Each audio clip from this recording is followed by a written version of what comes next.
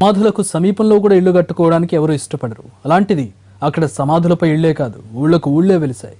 కానీ ఇదేది తెలిసి చేసిన పని కాదు. క్రీస్తు పూర్వం కొన్ని వందల ఏళ్ల క్రితం సమాధులున్న సంగతి తెలియక జనం అమాయకంగా ఇళ్లు నిర్మించుకున్నారు.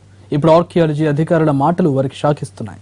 జయశంకర్, భద్రాద్రి జిల్లాల సరిహద్దులో బృహత్ శిలాయుగం నాటి సమాధులు బయటపడ్డాయి. మన చుట్టూ ఉన్న నాగరికత గొప్పతనం మనకు తెలియటం లేదు.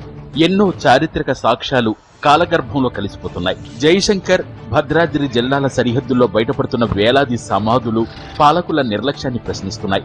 హరప్పా, మొహంజదారో తరహాలో ఇక్కడి ఏజెన్సీలో దాదాపు 3000 సమాధులు బయటపడ్డాయి. ఏజెన్సీలో పల్లెలన్నీ సమాధులపైనే కట్టారు. ప్రతి వ్యక్తి సమాధుల మీదే జీవిస్తున్నాడు. భద్రాచలం, జయశంకర్ జిల్లా సరిహద్దులో పర్యటించిన ఎన్టీవీ బృందానికి అరుదైన చారిత్రక సాక్ష్యాలు దొరికాయి. పాండురంగాపురం, గోగినేపల్లి, బ్రాహ్మణపల్లి, సామర్లకోట, పొలిచెరువు తండ, దొంగతోప, జానంపేటలో సుమారు 3000 సమాధులున్నాయి. పాండురంగాపురంలో 1500 సమాధులుండగా మిగతా ప్రాంతాల్లో 1500 బరియల్స్ ఉన్నాయి. అయితే వాటిని 1918లో బ్రిటిష్ అధికారులు గుర్తించారు. వేక్ ఫీల్డ్, థియోడర్ టస్కర్లు సర్వే చేసి ఇక్కడున్న 3 సమాధులను తవ్వకాలు చేపట్టారు. దీంతో ఎన్నో సాక్ష్యాలు బయటపడ్డాయి.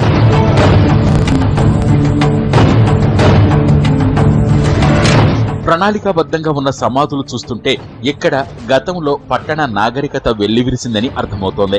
పెద్ద పెద్ద రాళ్లు 10 లేదా 12 పెట్టి మరీ సమాధులు నిర్మించారు. ఎంతమంది సమాధయ్యారో తెలిసే విధంగా రాళ్లపై బొమ్మలు చిక్కున్నాయి. ఈ సమాధులపై సర్వే చేసిన అప్పటి బ్రిటిష్ అధికారులు ఇవి బృహత్ శిలాయుగం నాటి సమాధులని తేల్చారు. చిన్న శవపేటికలే ఎక్కువ ఉండటాన్ని చూస్తే అప్పుడు శిశు మరణాలు ఎక్కువగా ఉండేవని తెలుస్తోంది. అవి మారిపోయే మనం నరలోకం వెళ్తాం.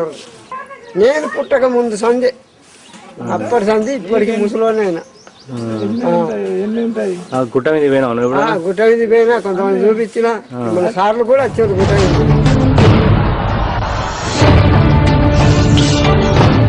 పెద్ద సంఖ్యలో సమాధులు బయటపడడంతో 1958లో పురావస్తు శాఖ వాటిని పరిరక్షిస్తామని బోర్డు పెట్టింది.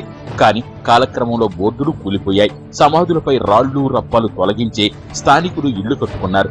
సమాధుల్లో దొరికిన శవపేటికలను నీళ్లు పట్టుకునేందుకు పశువుల కుడికి తొట్టెలుగా వాడుకున్నారు. ప్రతి ఇంటి చుట్టూ సమాధులున్న పాండురంగాపురం గ్రామం టూరిస్టు స్పాట్ అయ్యింది. గొప్ప చరిత్ర ఉన్న శిలాయుగం నాటి అవశేషాలని ప్రభుత్వం పట్టించుకోవటం లేదని ఆవేదన వ్యక్తమవుతోంది. దొరల్ల కులమాట, మీకు వాళ్ళట అక్కడ ఇల్లు కట్టారు. ఆ ఇంట్లోకి వెళ్ళిపోయి ఆ తండ్రి అక్కడ నిలిచిండు. అక్కడ ఒక కొబ్బరిలో గంగాల ఉన్నది, ఒక గోనె ఉన్నది. అక్కడ ఎన్నో లక్షలు ఉన్నాయి. అది గోనే పోరు, మన మనసునే పోరు.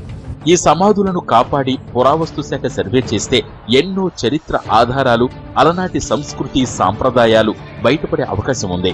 కేంద్రం ఎప్పటికైనా చొరవ చూపాలని పరిశోధకులు కోరుతున్నారు.